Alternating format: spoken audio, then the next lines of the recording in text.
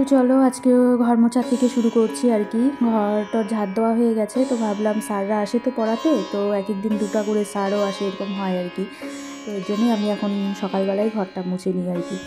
তো ঘরটা তো মোছা শুরু করে দিয়েছি, মুছতেও তো সময় লাগে না, কতগুলো ঘর বলো তো। তো এই তো ঘরটা মুছে তারপর হচ্ছে যাব মেয়ের আজকে। শুভ সকাল বন্ধুরা, কেমন আছো সবাই? আশা করছি সবাই খুব ভালো আছো, আমিও বেশ ভালো আছি। আর আমার একটা নতুন ভিডিওতে তোমাদেরকে অনেক অনেক ভালোবাসা জানিয়ে শুরু করছি। আর মেয়ে পড়তে বসছে, মেয়ের স্যার আসবে হচ্ছে 10টার সময় আর কি, ইংলিশ স্যার আসবে। তো 10টায় আসবে, ও আবার 9:30-9টার দিকে ও ভাত খাবে না, জানি অত সকালে ভাত খায় না। তো বললাম দুটো রুটি বানিয়ে দিই, রুটি আলু ভাজা আর ডিম সেদ্ধ করে দিয়েছি, ডিম সেদ্ধ এটা দিয়েও এখন খাবে। আর তো আমার ঘরটা মুছে নিয়েছি, কারণ স্যার আসবে, তারপরে আমার অনেক লেট হয়ে যাবে, ছুটি হবে, তারপরে ঘর দোয়ার মুছবো। তো ওর জন্যই আগে সব পরিষ্কার করে নিয়েছি।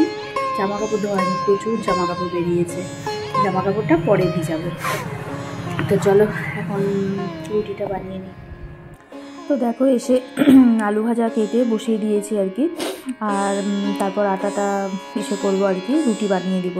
তো বললাম না স্যার 10টার সময় আসবে, তো এত 9:30টায় ওকে খেতে হবে, তো এত সকালে ও ভাত তো খাবেই না কোনো মতেই না। তো এই দেখো আটাও এসে ছানা হয়ে গেছে। তো এখন রুটিটা বানাবো, আর রুটির মধ্যে একটু আবার খালি রুটি না খেতে চায় না, তো একটু বাটার দিয়ে দিব রুটিতে, গরম রুটিতে আলু ভাজা আর ডিম সেদ্ধ এটাই খাবে আর কি।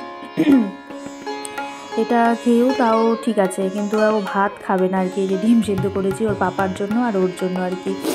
আর পাখির ফলটা কাটবো, এই রুটিটা উপরেই নিয়ে আসছি, উপরেই খাবে, তো ওর জন্য পড়ছিল, দেখালাম তোমাদের, পড়ছিল, ওর জন্য ওকে মানে খাবারটা দিয়ে আমি এইদিকে পাখির ফলগুলো রেডি করছিলাম।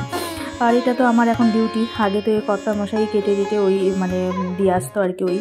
তো এখন তো অসুবিধে, তো আমি সব কেটে রেডি করে রেখে দিই থালায়, তারপর মেয়ে দিয়ে আসে আর কি।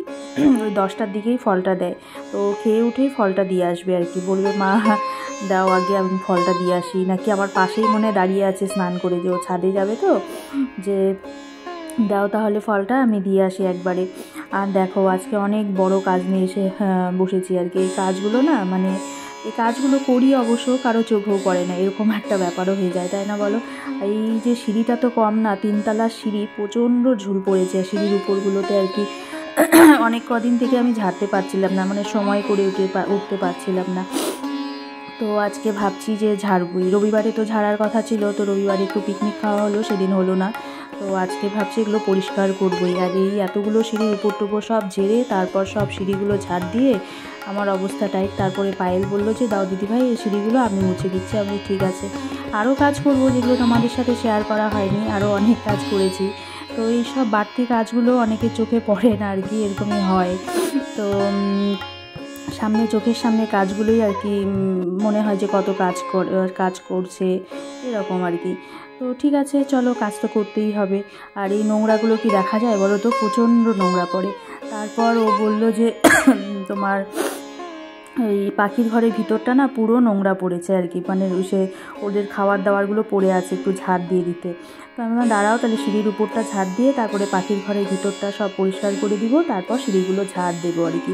তো ওগুলোই ঝাড় দিচ্ছিলাম, যা নোংরা পড়েছে না, ও তো মাঝে মাঝেই পরিষ্কার করতো। তো এগুলো তো ওপরের কাজ, জানোই ওপরের কাজ, সেগুলো করতেই হবে, আমাকেই করতে হবে। তো তারপর যতই কাজ করি বলো, বরের তো সেবা যত্ন করতেই হবে, ওর টাইমলি যা কিছু সব করি আমি, মানে করতে হবে, ওকে দিতে তো হবে না, ওকে তো ওই খাওয়ারগুলো ঠিক মতো দিতেই হবে, খাওয়ার ওষুধ সব দিতেই হবে ঠিক মতো, নাহলে কী করে হবে। তো রান্না তো মাই করেছিল, দেখালাম তোমাদের মা কী রান্না করেছে, দেখালাম এগুলোই রান্না হয়েছে আর কি। আজকে তো রান্না করিনি, সকালে রুটি আলু ভাজা করেছিলাম, তবে মাই রান্না করেছে। আমার ওদিকে ঝাড়া পোছা করতে অনেক সময় লেগে গেছে আর কি। এখন যে মেয়েকে খেতে দিলাম, ওকেও ডাকলাম এসো খেয়ে নাও আর কি, ও সবজিটাই বাড়লাম আর কি। আর আমিও সকালে রুটি খেয়েছি, এখন এলে খাবো, ও আসুক, ডাকলাম আর কি, আসবে এখন। তো চলো আমরা খাওয়া দাওয়া করে নিই। তারপর এটা সন্ধেবেলায়, কিন্তু তখন চাও খাইনি, যে আগে যাই নিচে রুটিগুলো বানিয়ে রেখে আসি আর কি। রুটি বানাবো, বাবার পরোটা বানাবো, ভাত করব। তো ওটাই ভাবছি যে না আগে যাই সন্ধেবেলায়, কেননা পরে মেয়ের কাছে বসতে হয়, সেটা তখন আর হয় না, নিচে গিয়ে রান্না করবো না, মেয়ে একা একা পড়বে ওপরে, সেটা কিন্তু হয় না। এখন তো সম্ভবই না, কেননা ও উঁচু ক্লাসে উঠেছে, ওকে তো একটু দায়িত্ব নিয়ে আমাকে পড়াতে হবে না, বসতে হবে ওর পাশে। তো ও সারা উপরটা ফাঁকা থাকে, তখন ও একা একা তো মনও বসবে না। তো এই জন্যই ভাবলাম যে সন্ধেবেলায় রুটিটা বানিয়ে রাখি, বাবার জন্য পরোটা। আর সবজি কিছু ছিল, তো ভাজাটা না আমি খাওয়ার সময় করব আর কি, আলু ভাজা, বেগুন ভাজা এইসব খাওয়ার সময় করব। এই দেখো তখন প্রায় 10:30 বাজে। আলু ভাজা আর বেগুন ভাজা আর দুপুরে ডাল সবজি আছে। ভাতটা গরম বসালাম, অনেকক্ষণ আগে ভাত করেছি তো আছে, ভাতটা গরম বসালাম। আলু ভাজা, বেগুন ভাজা, ও ডিমের অমলেট করবে, পেঁয়াজও বেঁচে গেছি। এই তরকা দিয়ে রাত্রে ডিনার হবে। আর রুটি খাওয়া মতো রুটি হচ্ছে, আপনি রুটি খাবো। চলো খাওয়া দাওয়া ছেড়ে দিকে, আজকে অনেক রাত হয়ে গেছে।